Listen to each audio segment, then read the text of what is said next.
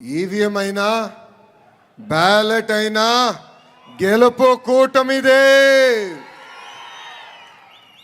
9 నెలల్లో అధికారంలోకి రావటమైనా 9 నెలల్లో సంక్షేమ అభివృద్ధి చేసి చూపించిన అది ఒక తెలుగుదేశం పార్టీ వల్లనే సాధ్యం.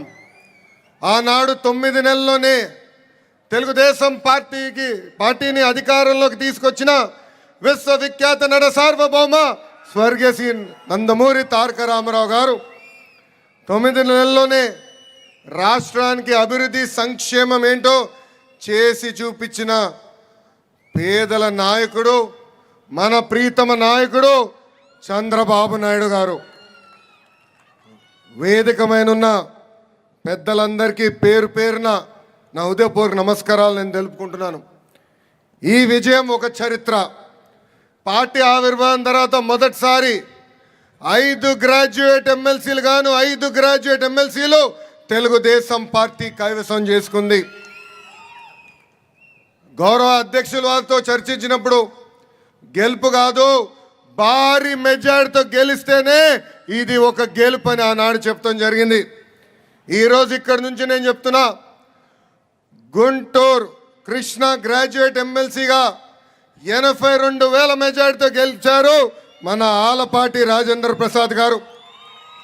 ఈస్ట్ వెస్ట్ గోదావరి గ్రాడ్యుయేట్ ఎమ్మెల్సీగా 77,500 ఓట్ల భారీ మెజార్టీతో గెలిచారు మన రాజశేఖర్ గారు. ఈరోజు నేను గర్వంగా చెప్తున్నా, కౌన్సిల్లో పులుల్లాగా మన ఎమ్మెల్సీలు పనిచేస్తున్నారు.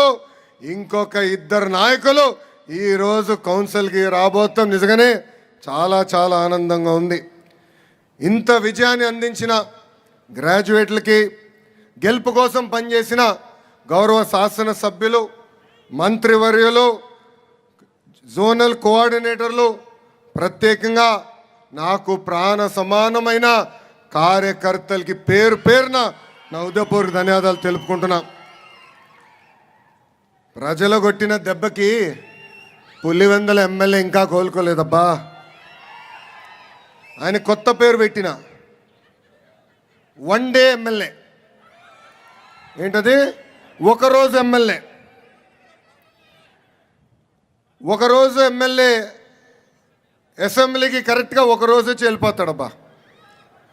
ప్రజలు ఆయనకి ప్రతిపక్ష హోదా ఇవ్వలేదని తెలిసినా అసెంబ్లీకి వచ్చి ఒక్కరోజు నాకు ప్రతిపక్ష హోదా ఇవ్వండి అని చెప్పి వెళ్ళిపోతాడు. ఎక్కడికి వెళ్తాడు? బెంగళూరుకి పారిపోతాడు. అందుకే ఆయన తెలుసు, గ్రాడ్యుయేట్ ఎమ్మెల్సీలో క్యాండిడేట్ పెడితే డిపాజిట్ రాదని. అందుకే క్యాండిడేట్ పెట్టే దమ్ము ధైర్యం లేకుండా ఈరోజు ఆ పార్టీ వెనక్కి వెళ్ళిపోయింది. 2023 ఎన్నికల్లో జరిగిన గ్రాడ్యుయేట్ ఎన్నికల్లో మనం విజయం ఎట్లా సాధించామో మీ అందరికి తెలిసిందే. అప్పుడు గ్రాడ్యుయేట్ ఎన్నికల్లో ఏకంగా ఒక గేమ్ చేంజర్గా మారింది. ఆ ఎన్నికలతో రాష్ట్ర రాజకీయ పరిస్థితులు కూడా మారిపోయినాయి. పార్టీ ఆవిర్భావం తర్వాత మొదటిసారి 8 నెలలు ముందుగానే క్యాండిడేట్లు మనం ప్రకటించుకున్నాం. ఒక వెస్ట్ రాయలసీమ గ్రాడ్యుయేట్ ఎమ్మెల్సీగా రామ్ గోపాల్ రెడ్డి గారేమి, ఈస్ట్ రాయలసీమ గ్రాడ్యుయేట్ ఎమ్మెల్సీగా ఒక కంచర్ల శ్రీకాంత్ గారేమి, ఉత్తరాంధ్ర గ్రాడ్యుయేట్ ఎమ్మెల్సీగా చిరంజీవి గారేమి ఆ రోజు ఒక ఘన విజయం సాధించారు. ఆ ఎన్నికల దెబ్బకే వైకాపా దిమ్మ ఆనాడే తిరిగింది. ఆ రోజు నుంచే సీన్ రివర్స్ అయింది. కట్ చేసి ముందుకు చూస్తే 164 సీట్లతో ప్రజాప్రభుత్వం ఆంధ్ర రాష్ట్రంలో ఏర్పడింది.